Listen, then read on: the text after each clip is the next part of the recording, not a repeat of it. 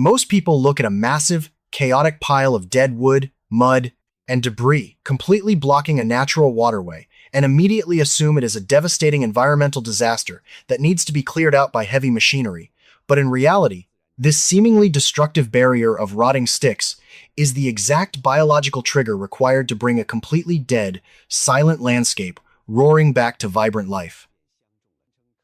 Can a single species of oversized rodent really reverse centuries of catastrophic ecological damage faster, cheaper, and fundamentally better than millions of dollars in modern human engineering?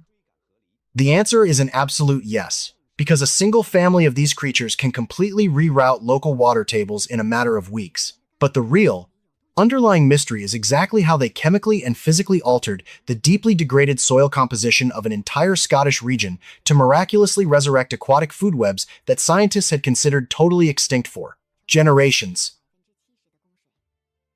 On the 28th of May, 2009, deep within the remote, quiet, and ecologically stagnant Knapdale, Forest of Argyll, Scotland, a highly controversial and incredibly risky scientific experiment officially began under the watchful, anxious eyes of lead ecologist Simon Jones and the dedicated team at the Scottish Wildlife Trust. For over 400 agonizing years, the Eurasian beaver had been entirely extinct in the United Kingdom, hunted down to absolute zero by relentless trappers for their incredibly valuable waterproof pelts and the highly sought-after castoreum secreted from their scent glands,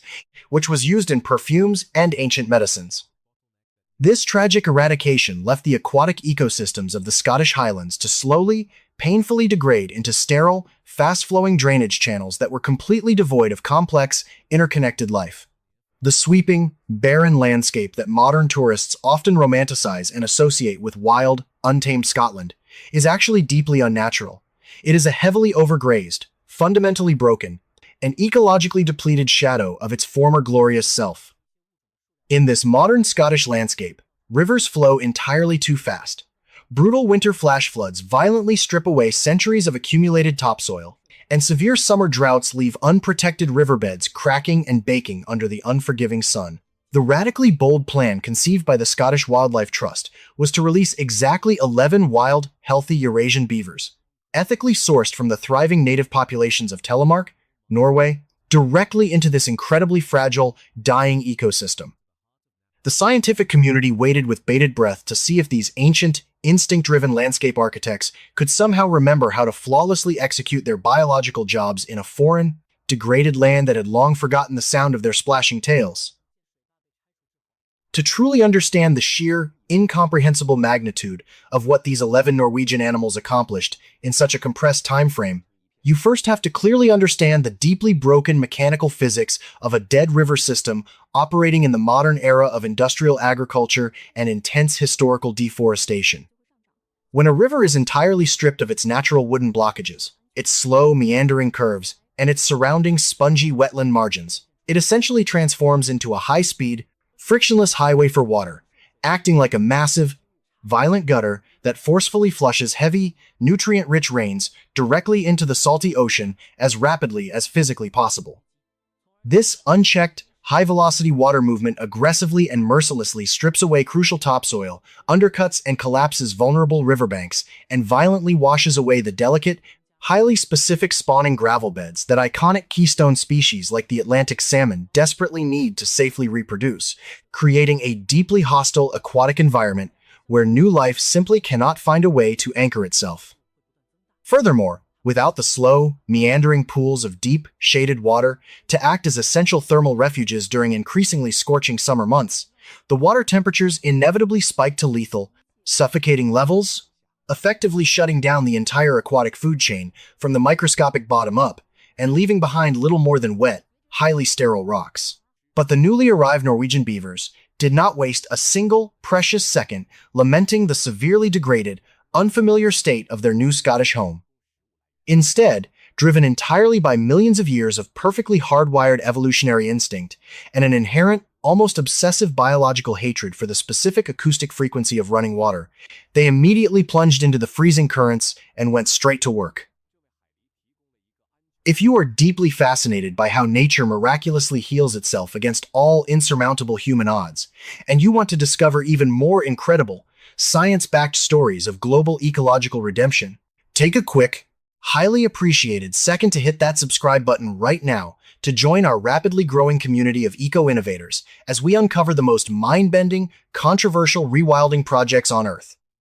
Almost overnight, operating entirely under the impenetrable cover of total darkness to avoid potential predators, the Scottish beavers began selectively felling highly specific species of deciduous trees like willow, rowan, and birch, meticulously dragging incredibly heavy logs and interlocking flexible branches to form unimaginably strong foundational matrices across the fast-flowing river channels. What is truly insane and deeply underappreciated about their underwater engineering process is that they do not just lazily pile up a random assortment of loose sticks. They actively, repeatedly dive down to the freezing riverbed, scooping up massive, heavy armfuls of dense clay, thick mud, and perfectly sized submerged rocks, aggressively packing this heavy, binding material into the microscopic crevices of the wooden lattice to create a nearly watertight, highly pressurized seal that genuinely rivals the calculated structural integrity of modern human concrete dams.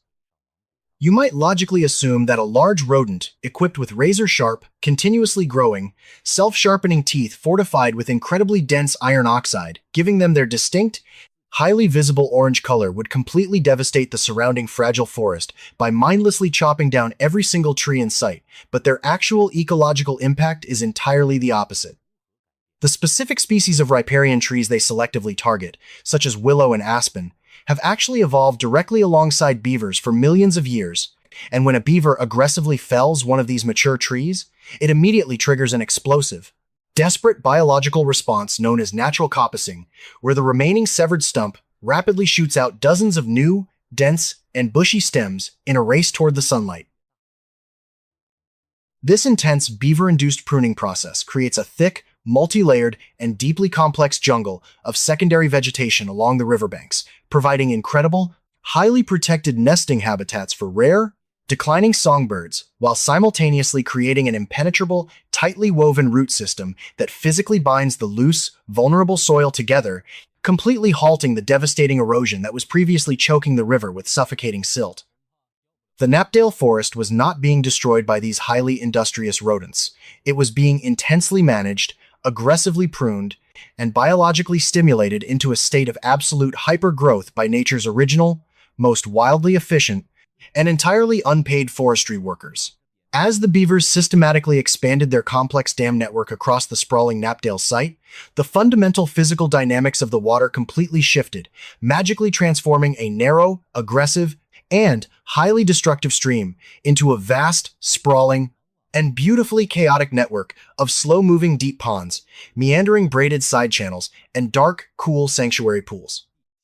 This sudden, dramatic deceleration of water flow acts exactly like a massive, highly efficient natural Brita filter for the entire Scottish landscape, actively forcing the heavy, suffocating sediments and dangerous agricultural chemical pollutants suspended in the rushing water to literally drop out of the water column and settle entirely harmlessly at the dark bottom of the newly formed ponds. What was previously a toxic, muddy, and highly turbulent torrent of water flowing rapidly downstream into human settlements suddenly became remarkably crystal clear, deeply purified, and perfectly oxygenated, creating the exact premium, high-quality biological conditions required for the triumphant, highly anticipated return of incredibly sensitive aquatic keystone species. Almost immediately following this massive hydrological shift, the deep, incredibly cold pools meticulously created by the interlocking beaver dams provided the absolute ultimate sanctuary for juvenile Atlantic salmon and native brown trout, giving them a perfectly safe, predator-free, and thermally regulated environment, absolutely rich in newly thriving aquatic insects, allowing them to grow strong and incredibly heavy before undertaking their brutally arduous, instinctual journey to the unforgiving open ocean. The ripple effect of this highly localized, animal-driven aquatic terraforming was absolutely staggering, triggering a massive, cascading trophic upgrade across the entire regional ecosystem that left observing field scientists completely speechless and scrambling to update their data models. Because the beavers had dramatically, permanently raised the local water table, the surrounding dry, highly sterile soils were suddenly and deeply saturated, instantly resurrecting countless dormant aquatic plant seeds that had been buried and patiently waiting in the dry, unforgiving earth for decades, causing a sudden, breathtaking explosion of vibrant water lilies, dense protective reed beds, and highly nutrient-rich aquatic vegetation. This sudden, dramatic influx of plant life acted as an undeniable biological magnet, rapidly drawing in thousands of highly vulnerable amphibians like the incredibly rare great crested newt and the common frog, who now finally had the perfect, totally still, and sun-warmed shallow waters required to safely lay their massive, gelatinous clusters of fragile eggs without the constant, terrifying fear of them being violently washed away and destroyed by strong, unforgiving river currents.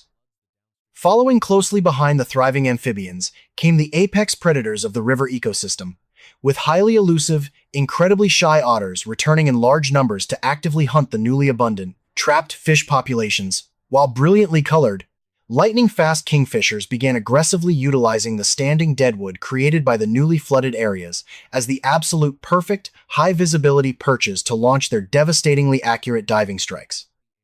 However, the breathtaking, highly celebrated ecological resurrection, perfectly engineered by these initial 11 animals and their rapidly expanding, highly successful offspring did not occur without igniting a massive, highly polarized, and deeply bitter human conflict that genuinely threatened to completely derail the entire Scottish rewilding movement before it even truly began.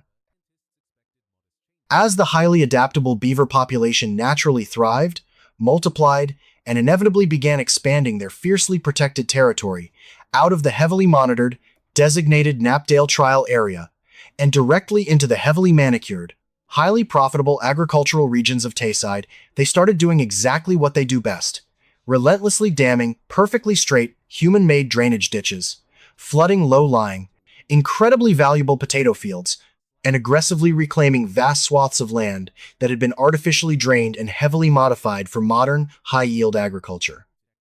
Many local, hard-working farmers were absolutely furious and deeply terrified for their livelihoods, viewing the expanding beavers not as miraculous, celebrated ecological saviors, but as highly destructive, completely unmanageable, and legally protected pests that were actively destroying their generational farms, sinking their incredibly expensive, heavy farm machinery into newly created, hidden bogs, and directly causing hundreds of thousands of pounds in undeniable agricultural damage. This intense friction sparked an incredibly fierce, deeply emotional, and highly publicized political war within the halls of the Scottish government, directly pitting the immense financial power and fierce economic interests of the agricultural lobby directly against the passionate, data-driven arguments of modern conservationists.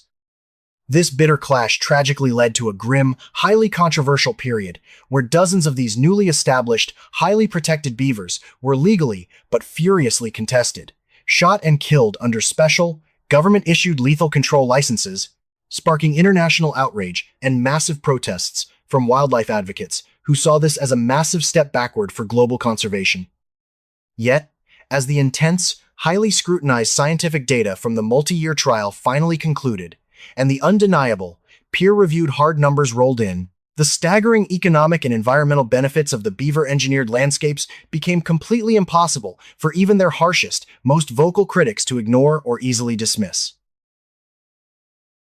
Hydrologists mathematically proved conclusively that during unprecedented periods of intense, record-breaking winter rainfall, driven by the accelerating chaos of global climate change, the massive, highly complex, sponge-like wetland networks meticulously created by the beavers actively absorbed and safely stored millions upon millions of gallons of excess stormwater, significantly delaying the dangerous flood peaks and ultimately saving highly populated downstream human towns, crucial bridges,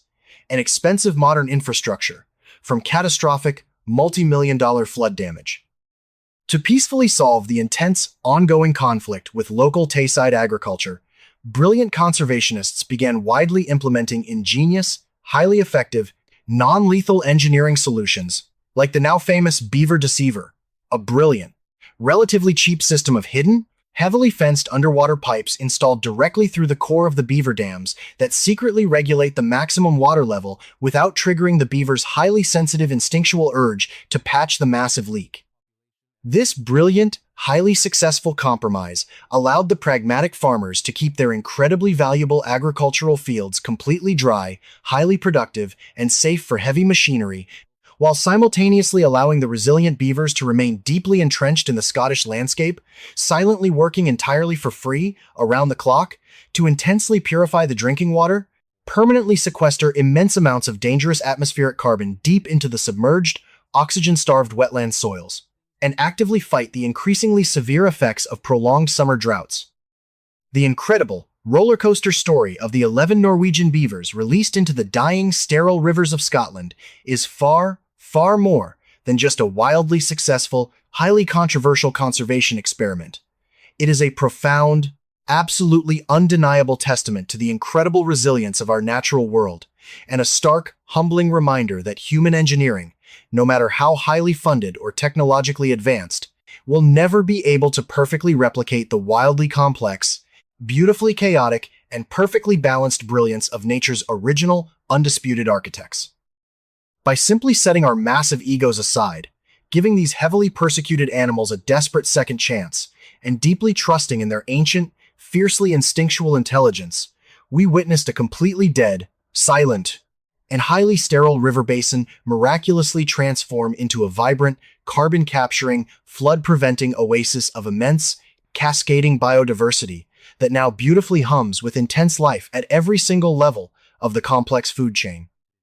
Ultimately, we learned the incredibly hard way that when it comes to truly, fundamentally healing our deeply broken, heavily exploited ecosystems and actively, successfully fighting back against the devastating, unpredictable impacts of a rapidly changing global climate, sometimes the absolute smartest, most effective thing humanity can ever possibly do is simply take a massive step back, completely hand over the tools, and respectfully let nature do the insane, miraculous, and profoundly beautiful work it was always meant to do.